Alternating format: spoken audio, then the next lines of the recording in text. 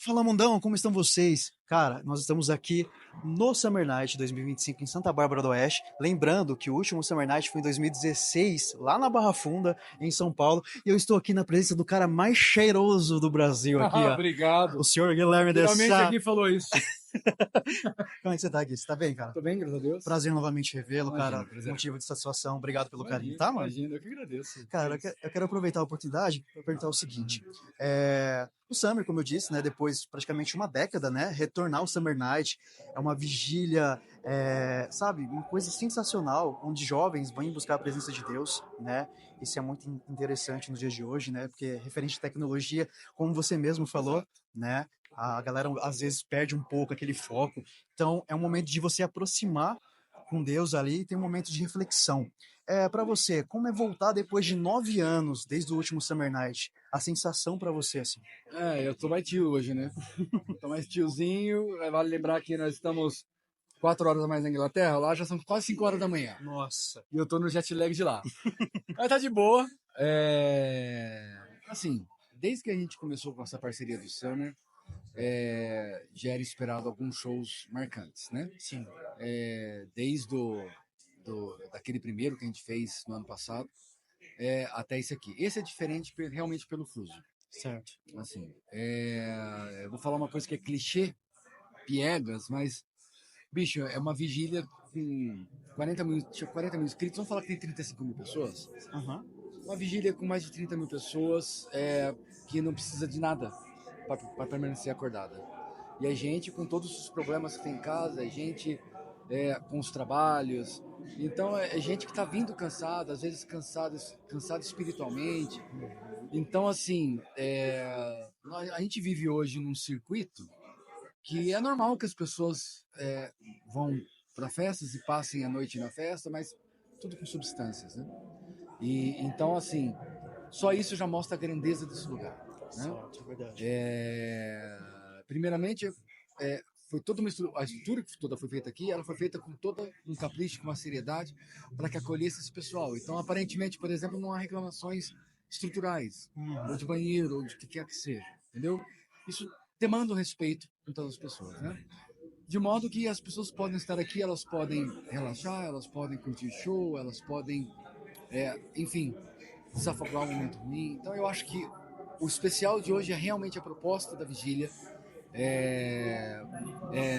Eu acredito que isso é algo que as pessoas vão poder contar daqui a um tempo das pessoas, se eles quiserem realmente viver essa história, né? E para mim, obviamente, é um prazer enorme estar fazendo parte disso aqui. O primeiro show que a gente faz quando a gente volta de uma parada, por exemplo, fazem quase 3 meses que eu não tenho o último play, né? Uhum. Sim. Você volta um pouco enferrujado. Então, assim, foi um show um pouco mais enferrujado do que o normal, mas, assim, a gente esquece tudo isso quando tá no palco e você vê meio que essa troca de sinergia, né? Então, pra gente é 100%. E dá pra ver realmente, né, conversando com o Du, com os meninos, essa união. É lindo ver a presença de você com os meninos zoando, brincando, assim, O tempo porque é realmente essa brincadeira. Assim, claro, é um momento sério, mas Sim. esse momento de descontração, de amor, de carinho de vocês lá É no porque palco, ele transcende pra fora. Isso é muito porque você interessante. põe um feeling no palco, né? Aí É, que tá. Isso não é uma coisa que dá pra você ensaiar. sim. Assim, nós temos, por exemplo, tem 5 shows nesse período aqui. Essas 2 semanas vamos estar aqui, a gente tem 5. Alguns não foram divulgados ainda, mas vão ser. Então a tendência é que o último seja muito mais bagunçado que esse aqui, entendeu? Então, assim, o último show dessa fase, por exemplo, ele vai ter realmente essa tendência da gente se soltar mais no palco, se entregar mais no palco, né? Não que exista algum tipo de nervosismo. Hoje a gente sobe no palco, não existe mais nenhum tipo de nervosismo, ou o coração bater mais forte, nada disso, né? O que existe é uma concentração para que você consiga seguir no ritmo, ou você seguir na linha melódica, ou o que quer que seja, ou você entender a proposta do show, porque se você não se ouve, você não consegue, né? Então, assim, foi muito legal esse final do show, quando a galera se soltou um pouco mais. Eu falei para eles, hoje eu quero vocês os dobro shows. Eu falei isso para eles, né? Mas Mas até eu mesmo comecei engessado um pouco. é um momento mais família também, né? Dá pra ver ali aquela.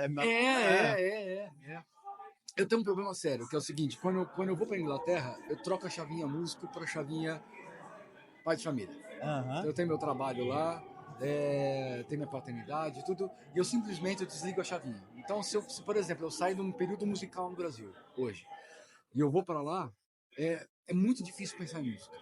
É muito difícil pensar, eu vou fazer tal coisa, vou fazer tal... Quanto mais tempo passa, por exemplo, esse ato agora de 3 meses que eu fiquei lá, quanto mais tempo você passa, menos cara, mais longe está de eu ligar essa chavinha de volta, entendeu? Uhum. E eu confesso que hoje que eu liguei essa chavinha.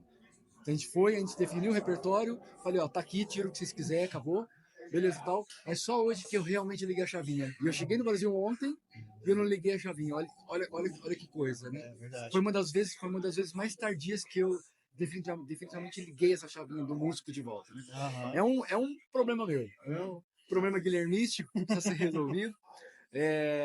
Mas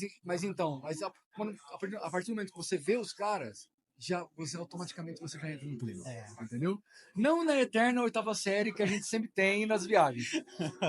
Vai chegar ainda até o final desse período aqui. Mas, assim, estar com eles é um presente para mim. Estar na estrada sempre foi um presente para mim, né? Uhum.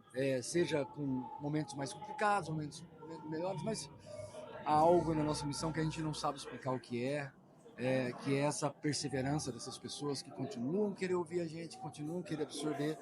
Isso é um mistério que talvez eu nunca entenda, né? Porque já era para ter sido esquecido há muito tempo e essa insistência das pessoas continuarem jogando gasolina no fogo só faz com que essa chavinha continue sendo ligada. Então, estamos aí enquanto a chavinha existir. Tá perfeito. Gui, uma última pergunta, só para finalizar. Eu vi que você lançou um projeto ali, 2 músicas, né? Do Frei Gilson e também do Jardim. O Frei Gilson ainda não foi lançado, né? Não foi lançado por preguiça. Ah, é? Pronto. Tá pronta, vamos lançar. Daqui a pouco a gente lança. Mas você tem algum projeto, assim, no seu coração de trazer um pouco mais a música católica, trazer... religiosa mesmo.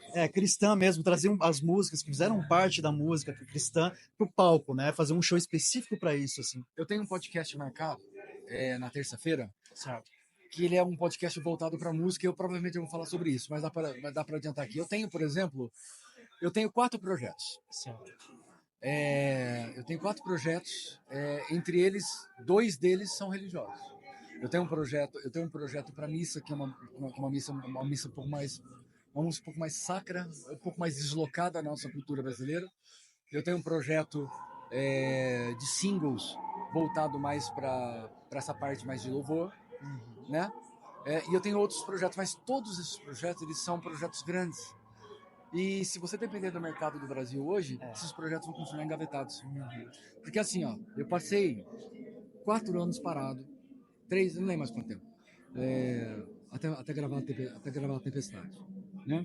Era óbvio que se eu voltasse um dia, eu teria que voltar com ao vivo. Então voltamos com ao vivo de 30 e poucas músicas lá tal. Mas se você observar o gráfico, você começa assim, ele começa bem pra caramba, vai descendo, vai perdendo interesse. Isso não é o produto, isso é o algoritmo.